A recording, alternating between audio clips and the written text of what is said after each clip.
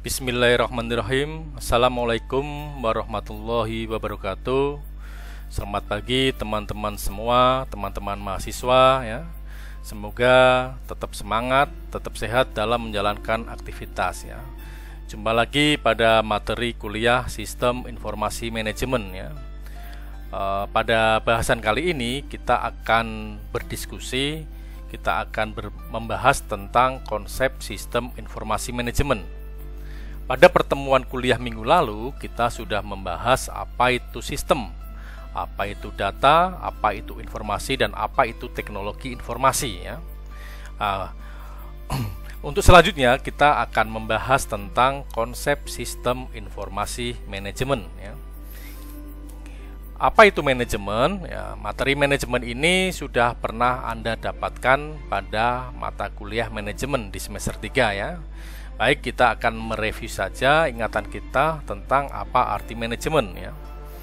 Manajemen dapat diartikan proses memanfaatkan berbagai sumber daya yang tersedia untuk mencapai suatu tujuan ya. Atau dapat dimaksudkan sebagai suatu sistem kekuasaan dalam suatu organisasi agar orang-orang bisa menjalankan pekerjaan ya. Artinya memanajerial ya, kita kenal dengan manajemen keuangan ya, manajemen pemasaran, manajemen SDM, ya, manajemen operasional ya, masih banyak manajemen waktu, itu pun perlu di manajemen ya. Oke. Dalam manajemen menurut para ahli, oke, saya deskripsikan sebagai berikut ya. Menurut para ahli, menurut Mary Parker Follett, manajemen adalah sebuah seni dalam menyelesaikan pekerjaan orang lain. Dengan kata lain, seorang manajer bertugas mengatur dan mengarahkan orang lain untuk mencapai tujuan sebuah organisasi. Manajemen menurut Josh R. Terry adalah sebuah proses yang khas yang terdiri dari beberapa tindakan, perencanaan, pengorganisasian, ya, menggerakkan dan pengawasan. Ya. Semua itu dilakukan untuk menentukan dan mencapai target atau sasaran yang ingin dicapai dengan memanfaatkan semua sumber daya, termasuk sumber daya manusia dan sumber daya lainnya. Menurut Henry Fayol, manajemen adalah suatu proses perencanaan, pengorganisasian, pengkoordinasian, pengawasan, kontrol terhadap sumber daya yang ada agar mencapai tujuan secara efektif dan efisien ya. Dalam menjalankan tujuannya yang telah ditentukan, diperlukan alat sarana tool ya. Tool merupakan syarat untuk suatu usaha agar mencapai hasil yang ditetapkan ya. Dikenal dengan istilah 6M ya. Yang pertama, man. Man ini merujuk pada manusia ya, sebagai tenaga kerja ya, sumber daya manusia dalam menjalankan organisasinya. Yang kedua, money ya, merujuk pada uang ya, sebagai modal untuk pembiayaan kegiatan perusahaan. Yang ketiga adalah material. Material itu merujuk bahan baku ya, sebagai unsur utama untuk diolah sampai menjadi produk akhir diserahkan pada konsumen ya. Yang keempat ada mesin ya. Mesin sebagai fasilitas, alat penunjang kegiatan perusahaan baik operasional maupun non operasional ya. Yang kelima, metode prosedur ya, sebagai pedoman pelaksanaan kegiatan perusahaan ya. Yang keenam adalah market ya. Penguasaan pasar akan menjadi faktor yang menentukan keberhasilan sebuah perusahaan ya. Ini ada man, money, material, mesin, metode, dan market. Fungsi manajemen adalah dalam upaya memanfaatkan sumber daya manajemen. Para manajer melakukan 4 macam proses manajemen, antara lain planning ya, merencanakan, organizing, mengorganisasikan, ya, actuating, menggerakkan, controlling, mengendalikan ya, diistilah dengan POAC ya. Ini saya rasa nggak usah saya bahas dalam ya, Anda sudah mempelajarinya di manajemen. Nah, setelah kita mengetahui apa fungsi manajemen, maka kita definisikan ya, apa itu definisi sistem informasi manajemen ya. Sistem informasi manajemen ini terdiri atas 3 kunci ya, yaitu ya, sistem, informasi, dan manajemen ya. Sudah kita bahas minggu kemarin. Cara yang lebih baik untuk memberikan definisi sistem informasi manajemen adalah dimulai dengan memahami istilah sistem ya. Apa itu sistem, apa itu informasi, dan apa itu manajemen ya.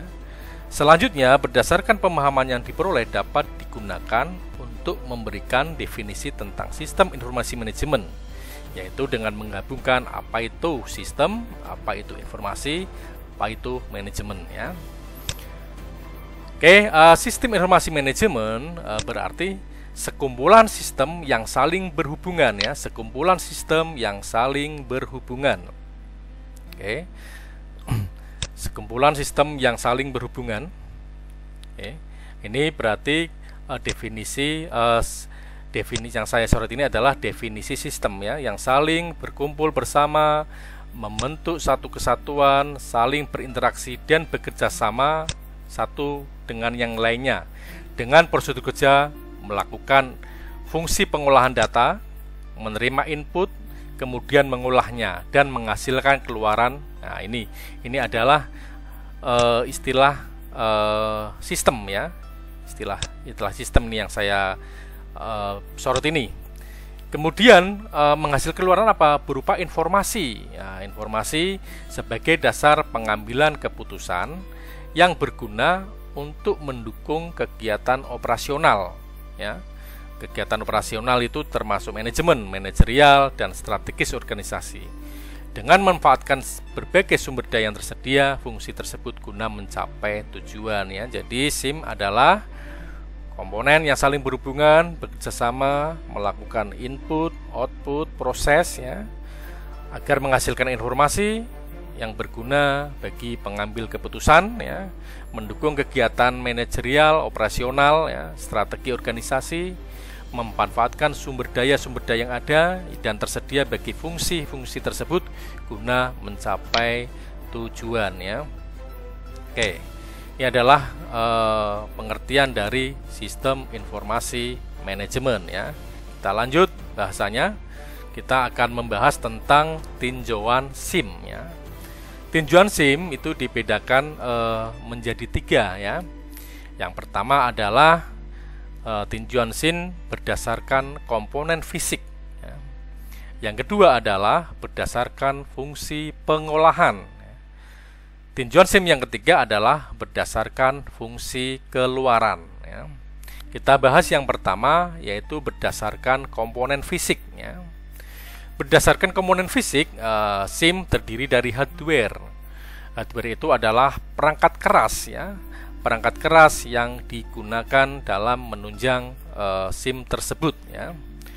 Terus perangkat keras ini meliputi seperti komputer ya, untuk input, output, proses seperti itu ya. Ada juga software ya, yang berarti perangkat lunak dalam SIM berupa program-program komputer yang meliputi sistem operasi ya, menggunakan bahasa pemrograman apa ya, terus program-program aplikasi ya. Misalkan menggunakan program SIACAT ya, sistem informasi keuangan dan lain sebagainya ya. Kemudian ada komponen berkas atau basis data ya, yaitu merupakan sekumpulan data yang disimpan dengan cara-cara tertentu sehingga dapat digunakan kembali dengan mudah dan cepat membentuk suatu berkas ya, basis data ya. Misalkan kalau dalam perguruan tinggi ada basis data mahasiswa, basis data dosen, basis data mata kuliah, program studi, kurikulum, banyak banget ya, kompleks ya. Kalau dalam rumah sakit ya, data pasien, data penyakit, data dokter ya, itu nanti akan digunakan untuk diolah ya, sehingga menghasilkan informasi. Prosedur kerja ya. Prosedur kerja ini meliputi prosedur pengoperasian untuk sistem informasi manajemen. Saya katakan manual booknya ya. Jadi dimanapun berada itu tetap ada prosedur kerja ya. Dalam rumah sakit pun pasti Anda masuk rumah sakit itu ada prosedur-prosedurnya ya. Mau periksa itu ya harus melalui loket pendaftaran, terus poli dan sebagainya ya. Dalam akademik ya, Anda juga harus urut ya. Anda mau KRS ya harus bimbingan dulu, harus membayar registrasi dulu, baru bisa nginput KRS. Itu yang dinamakan prosedur kerja, harus urut terstruktur ya. Brandware atau pengguna ya, kemarin kita sudah bahas banyak ya.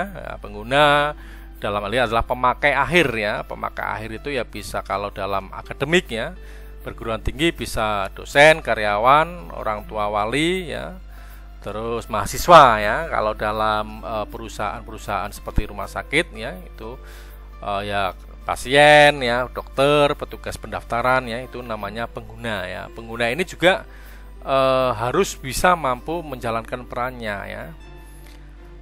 Nah, ini adalah suatu proses tinjauan SIM berdasarkan komponen fisik. Kelima ini harus bekerja selaras dan seimbang ya, agar SIM bisa berjalan dengan lancar ya. Satu saja tidak bisa melaksanakan tugas dengan baik, maka SIM tidak bisa dilaksanakan dengan lancar ya. Terus tinjauan yang kedua berdasarkan fungsi pengolahan ya. Nah, yang pertama adalah mengolah transaksi ya. Apa ini pengolah transaksi ya? Misalkan transaksi pemesanan ya, pengiriman barang, pembayaran, penjualan ya, pembelian dan lain-lain diolah dengan menggunakan sistem ya. Yang kedua adalah memelihara file historis ya.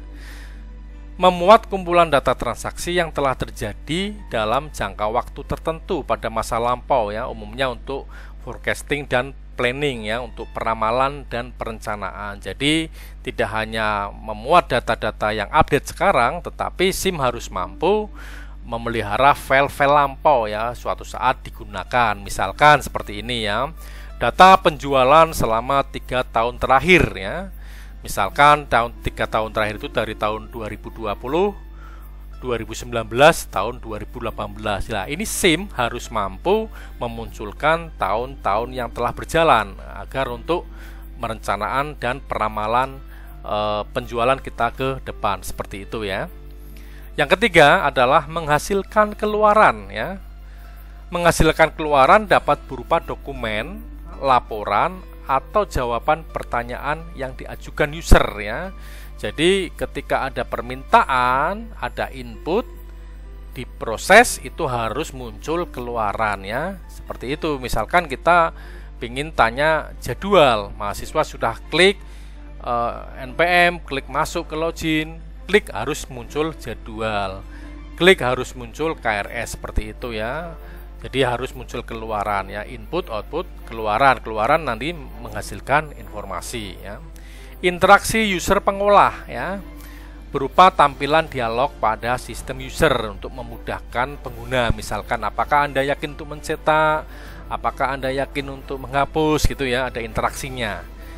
Apakah Anda ingin menambahkan mata kuliah, apakah ingin menghapus mata kuliah, itu ada interaksinya ya. Biar user friendly ya dalam istilah sistem.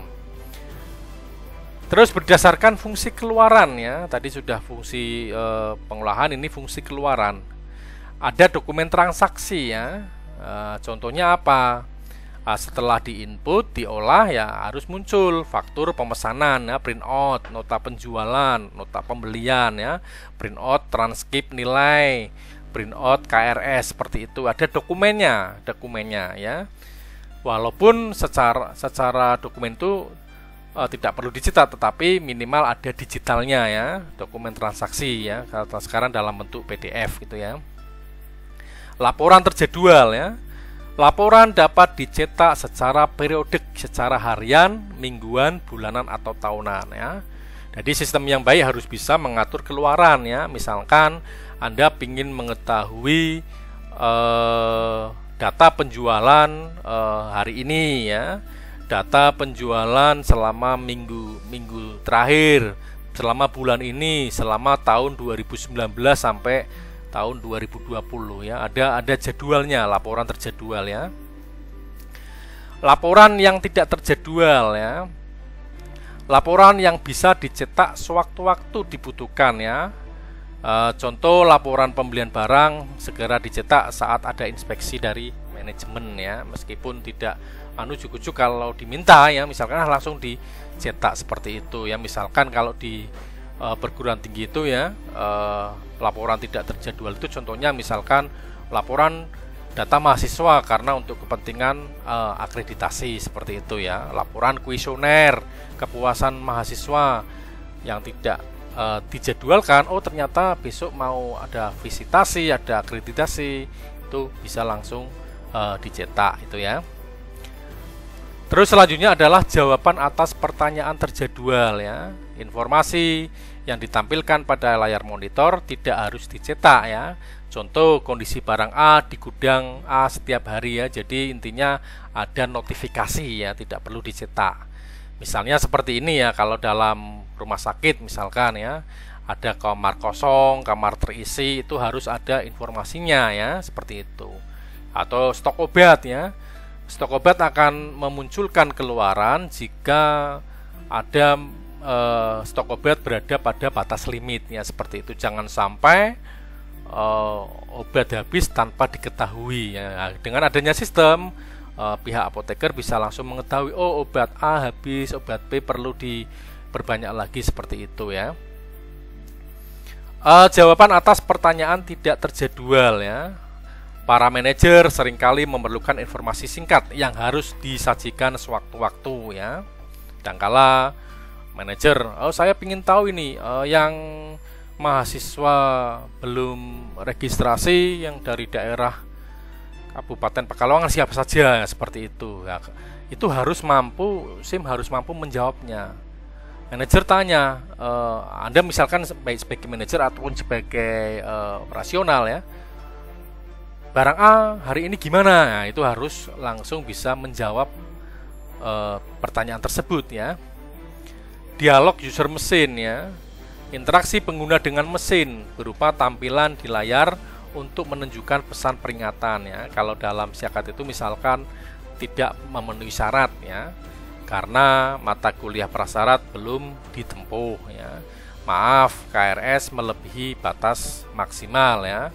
Kalau Anda mau mencetak kertas belum siap, sistem akan menampilkan printer not ready ya. Kertas belum ada, kertas belum siap dan sebagainya. Dengan seperti itu maka interaksi antara user dengan mesin akan lebih baik ya. Selanjutnya dalam proses pengolahan data ya, kita bahas sekarang tentang pengolahan data ya. Pengolahan data atau data processing ya adalah serangkaian operasi atas informasi yang direncanakan guna mencapai tujuan ya. Proses pengolahan data dapat meliputi sebagian atau seluruh unsur pengolahan data sebagai berikut. Yang pertama, pengolahan data ya, istilahnya data capturing. Nah, ini aktivitas penangkapan data ke dalam dokumen dasar ya, umumnya berupa lembar-lembar isian yang harus diisi oleh petugas ya.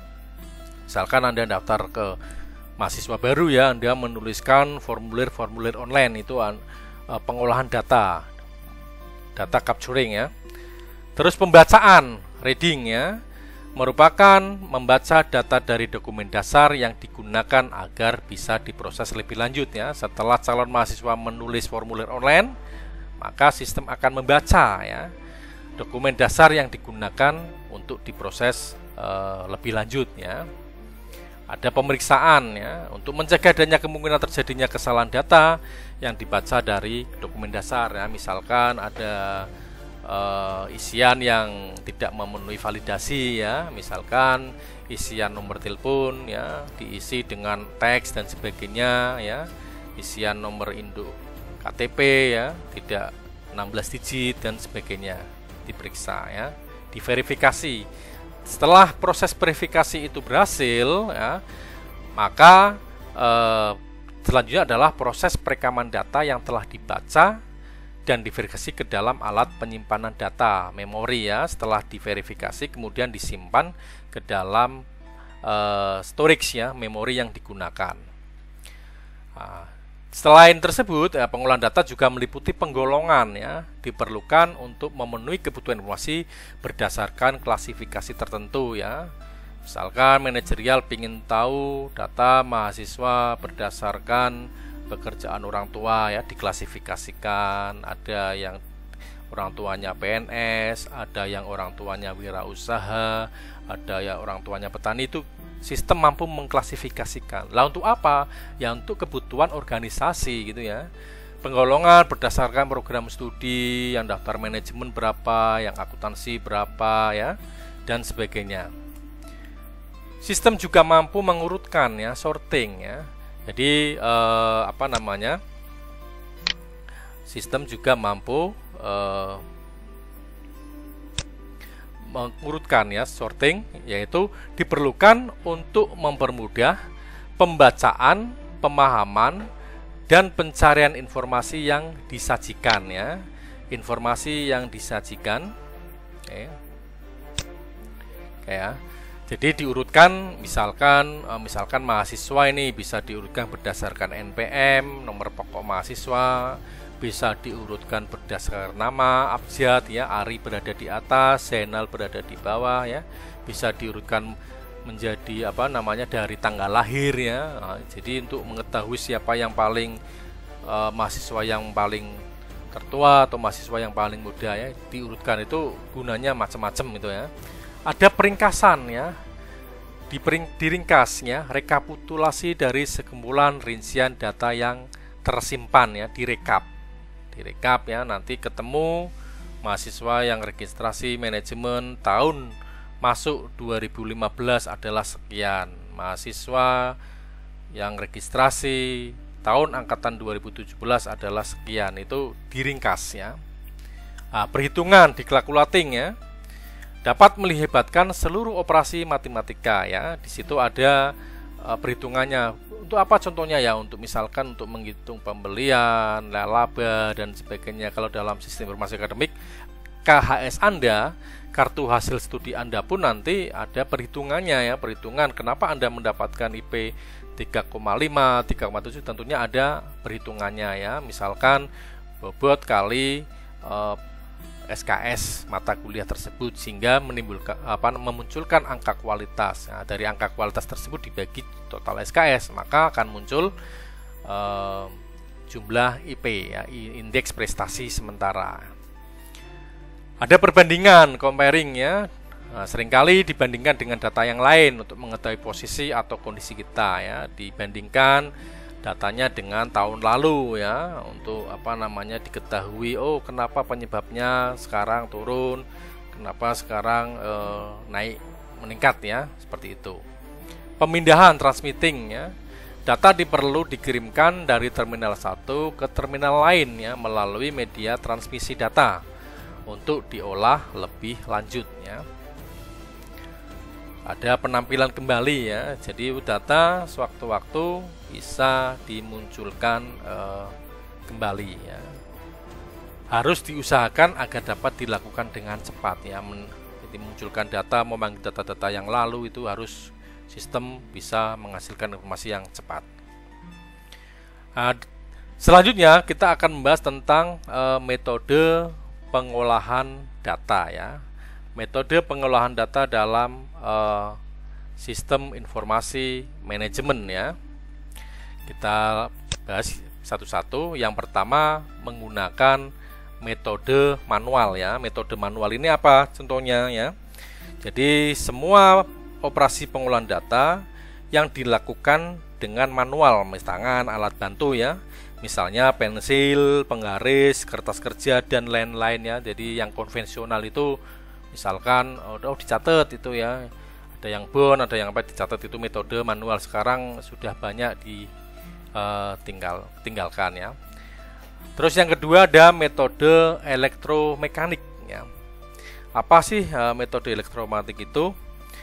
Adalah dalam metode ini operasi pengolahan data dikerjakan secara manual, tetapi dibantu dengan mesin-mesin elektronik sederhana ya. Sebagai contoh adalah karyawan yang bekerja dengan menggunakan mesin catat kolom ya, misalkan kalkulator dan sebagainya ya.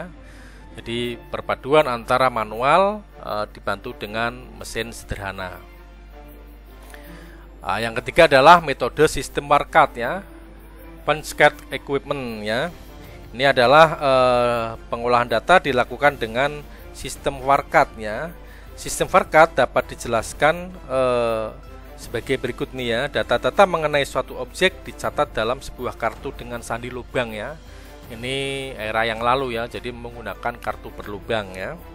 Sejumlah kartu yang mengandung data-data tentang objek yang sama digabung bersama membentuk suatu berkas ya. Metode ini banyak digunakan pada masa awal ditemukannya komputer ya, sekitar tahun 50-an. Saya sendiri pun belum mengalami ya masa-masa seperti ini, jadi hanya membaca-baca dari sebuah artikel apa itu sistem Barcode-nya. Selanjutnya yang keempat adalah metode elektronik komputer ya. Jadi seluruh operasi dilakukan menggunakan alat bantu elektronik yang disebut komputer ya. Jadi yang keempat yang sekarang digunakan oleh banyak orang ya. Jadi yang 1, 2, 3 itu sudah semakin ditinggal ya. Dalam struktur organisasi ada beberapa bentuk pengolahan data ya. Saya akan bahas 2 ya. Ada yang tersentral, terpusat ya.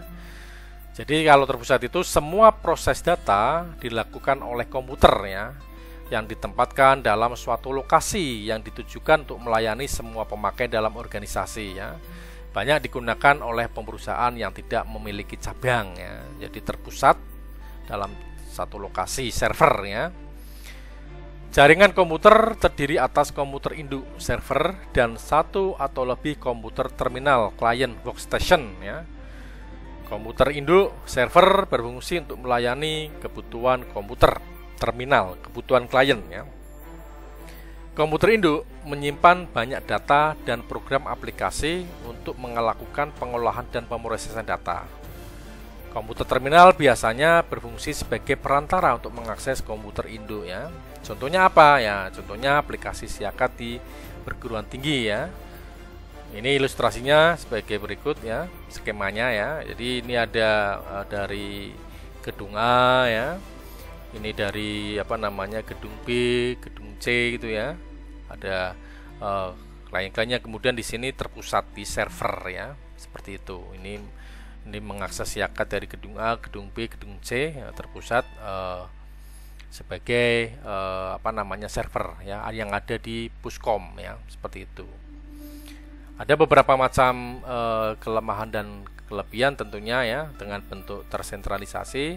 Jelas kalau terpusat itu efisiensi sumber daya ya, baik informasi maupun perangkat sistem karena terpusat ya, tidak membutuhkan banyak perangkat ya. Menghindari kerangkapan data. Dengan terpusatnya data, maka tidak semua orang bisa mengelolanya sehingga tidak ada data yang sama, jadi terpusat ya. Ada kriteria tertentu akses data yang berhak untuk mengakses ya. Jadi tidak terbuang sia-sia ya ruang penyimpanannya. Kemudian untuk menganalisis serta pengontrolan arus informasi dan sistemnya ya. Jadi sangat mudah untuk dianalisa. Optimalisasi dan efisiensi anggaran dana yang diperlukan untuk perawatan sistem ya. Tapi di balik itu ada kelemahannya ya. Jadi ada kelebihan, ada kelemahannya. Kelemahannya ya lamanya waktu diperlukan untuk siklus informasi ya. Keterbatasan pemenuhan kebutuhan informasi yang diharapkan oleh pengguna pada sistem ini terjadi pengelompokan prioritas informasi yang tidak sembarang orang bisa memperolehnya ya. Ada pembatasan akses ya. Data yang ada tidak fleksibel ya. Peningkatan ketergantungan publik ya. Jadi ketergantungan kepada server tersebut ya, kalau di Unikal itu berarti di Puskom ya, seperti itu yang mengelola data. Selanjutnya ada bentuk pengolahan data struktur organisasi tersebar ya, desentralisasi. Terdiri atas jumlah komputer yang tersebar pada berbagai lokasi ya, yang dihubungkan dengan sarana telekomunikasi. Dengan masing-masing komputer ya mampu melakukan proses yang serupa secara mandiri, tetapi bisa saling berinteraksi dalam pertukaran data ya.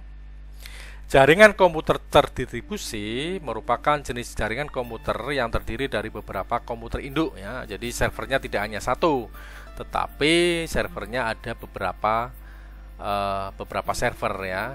Komputer server berfungsi sebagai pusat layanan data dan program aplikasi yang disediakan yang dapat diakses oleh komputer terminal ya. Jaringan ini dapat dibentuk dari beberapa jaringan berbasis induk atau terpusat ya. Contohnya aplikasi ATM itu ya.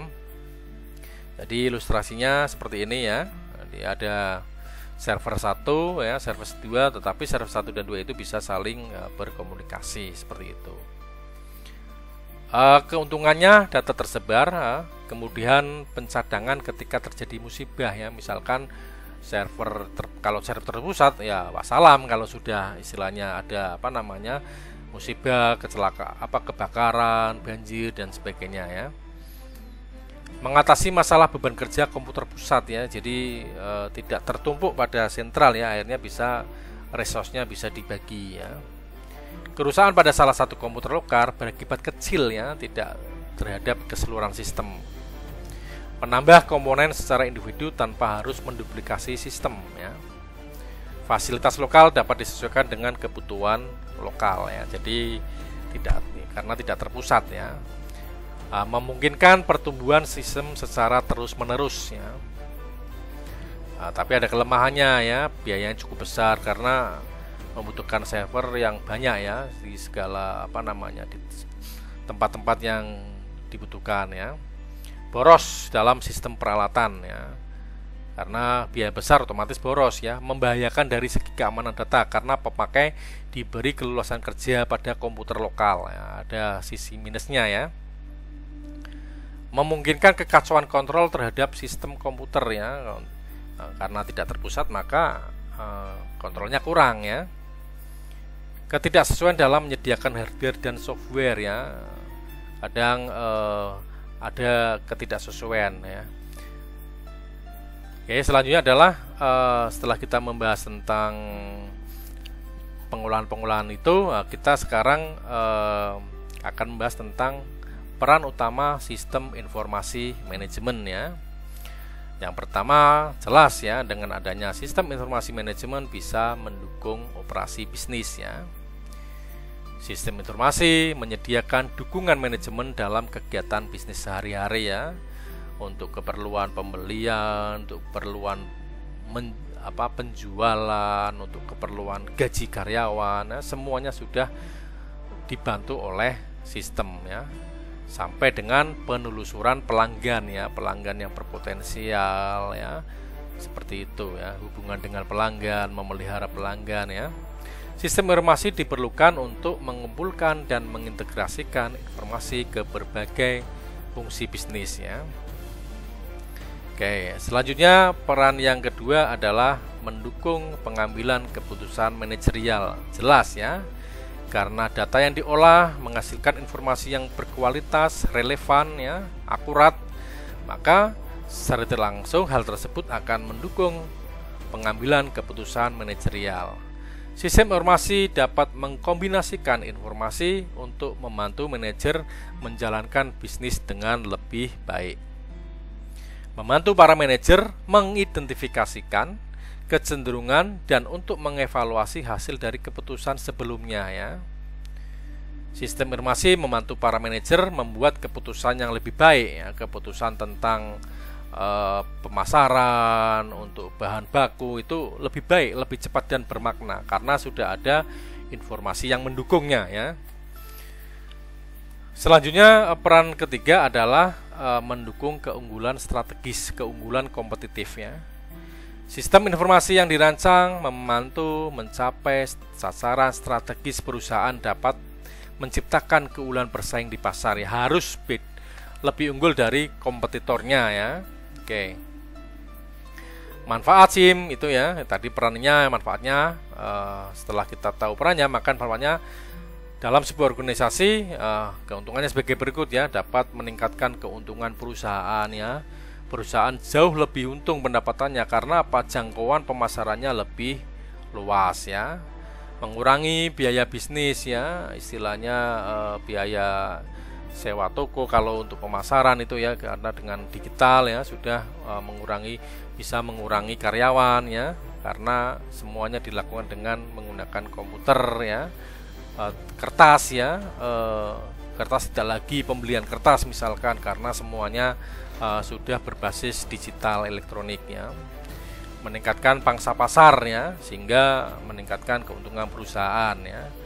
Perbaikan relasi pelanggan atau pelayanan pelanggan ya, kita hubungan dengan pelanggan jauh lebih dekat ya, karena kita bisa mengelola pelanggan dengan lebih baik dengan cara tersistem ya. Efisiensi tentu ya, lebih cepat, akurat ya, tepat waktu itu efisien. Dapat memperbaiki dalam pengambilan keputusan ya. Langsung begitu akhir bulan, manajer bisa langsung membuat rancangan untuk bulan berikutnya berdasarkan informasi yang ada dalam sistem. Pemenuhan peraturan lebih baik dan teratur ya. Bisa dengan sistem ya, kita bisa membuat prosedur-prosedur kerja yang lebih baik ya. Kemungkinan terjadi kesalahan ya, meminimalkan ya, bahkan bisa saja kesalahannya sedikit sekali ya, karena sudah diatur oleh algoritma sistem. Kapasitas lebih banyak atau besar ya, mempunyai ruang besar ya, kita bisa menyimpan data-data yang perusahaan yang besar ya, dari lampau, sekarang ya, bisa dipanggil sewaktu-waktu. Oke, selanjutnya adalah pengambilan keputusan dalam sistem informasi ya. Jadi tadi sudah dijelaskan bahwa SIM mampu mendukung pengambilan keputusan ya. Bagaimana sih alur ya sistem informasi itu bisa mengambil keputusan ya? Pengambilan keputusan adalah proses pemilihan dari beberapa alternatif tindakan untuk mencapai tujuan ya.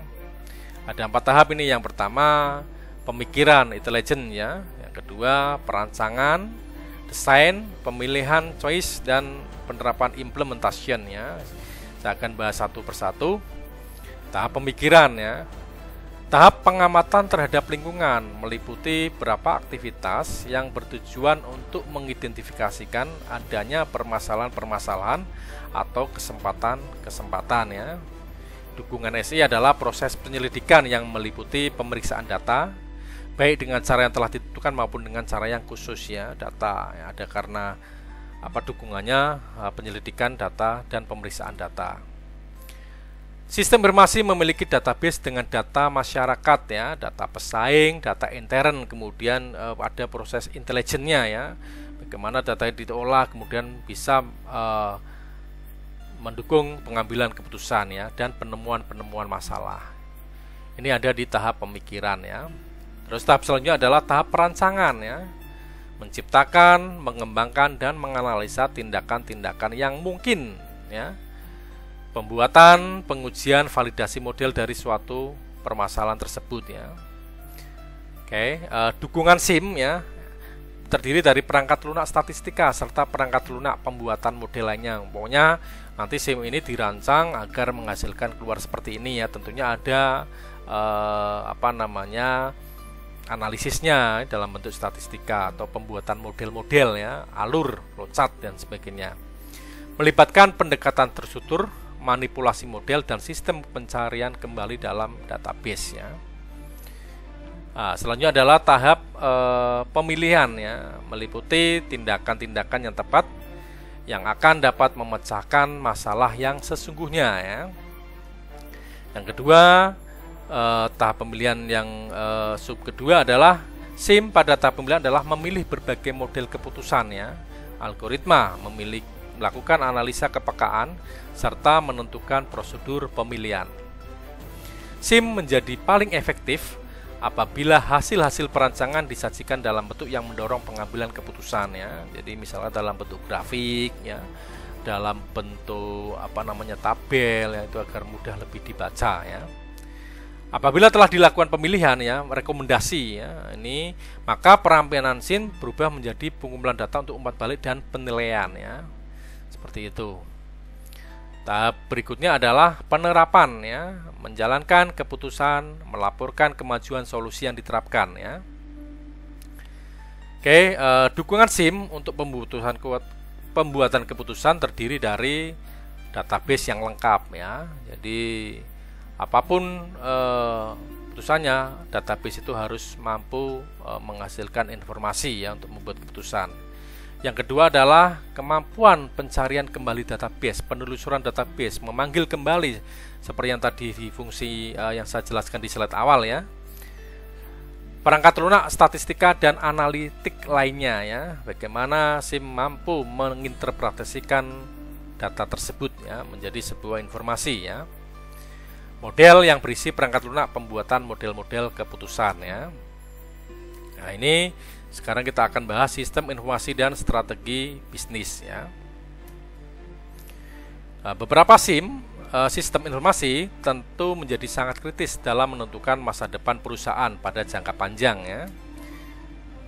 Sistem tersebut merupakan alat yang sangat handal bagi perusahaan agar dapat tetap terdepan dalam kegiatan bisnis. Sistem ini kerap disebut sebagai strategic information system ya. Strategic Information System adalah sistem komputer pada berbagai tingkatan organisasi yang mengubah tujuan, operasional, produk, layanan, atau relasi lingkungan untuk membantu perusahaan memperoleh keunggulan kompetitif ya. Oke. Nah, sistem informasi selanjutnya adalah ada 3 strategi ya untuk mencapai bersaing secara efektif ya. Lepas dari sistem itu kita harus menghasilkan barang dengan harga yang murah. Itu strategi yang pertama itu ya, kita harus menghasilkan barang yang lebih murah dengan kompetitor ya. Diferensi produk barang dan jasa ya, biar lebih produknya biar lebih ada perbedaan ya, barang yang beda menjual barang dengan kualitas yang beda, ada peningkatan produk ya. Mengubah cangkupan kompetisi ya, memasuki pasar global atau fokus pada segmen pasar kecil ya. Jadi kita harus mampu membuat segmen-segmen ya bagi pemasarannya ya. Perusahaan digital yang mendukung strategi bisnis pada tingkatan strategis yaitu dengan selain di atas, kalau digital harus mengelola rantai supply chain ya. Apa itu supply chain ya? Supply chain itu gini ya, rangkaian kegiatan yang diperlukan untuk merencanakan ya, mengendalikan dan menjalankan arus produk ya. Jadi dari memperoleh bahan baku, proses produksi ya, distribusi ke konsumen akhir ya, harus dengan cara yang efisien, hemat biaya ya. Jadi karena apa? Melalui supply chain ini perusahaan dapat mengetahui barang apa yang mereka inginkan, yang konsumen inginkan ya, bagaimana perilaku konsumen ya, serta kapan waktunya yang tepat untuk mengirim barang tersebut ya. Strategi perusahaan digital yang kedua adalah membangun sistem yang dapat merusakkan dan merespon pelanggan dengan efisien ya. Yang ketiga adalah menggunakan website teknologi digital untuk mengirimkan produk dan layanan baru ke pasar ya. Ini menggunakan web berbasis online ya, sistem informasi. Oke, teman-teman mahasiswa ya, itulah yang bisa saya sampaikan kaitannya dengan konsep sistem informasi manajemen ya. Silakan dipahami, ditonton sampai tuntas ya. Jika ada pertanyaan, jika ada yang belum paham, silakan bisa kita diskusikan ya, diskusikan di kolom komentar atau melalui chatting, bisa melalui Google Classroom ya. Oke, terima kasih. Mohon maaf jika ada kekurangan ya. Semoga pandemi ini segera berakhir sehingga kita bisa bertatap muka, tidak terus-menerusan bertatap maya ya, karena ada kelemahan-kelemahannya ya, kurang optimal pembelajarannya ya. Mudah-mudahan badai ini cepat berlalu dan tetap semangat ya, tetap bisa berkreativitas di tengah batas. Terima kasih teman-teman mahasiswaku. Selamat pagi. Wassalamualaikum warahmatullahi wabarakatuh.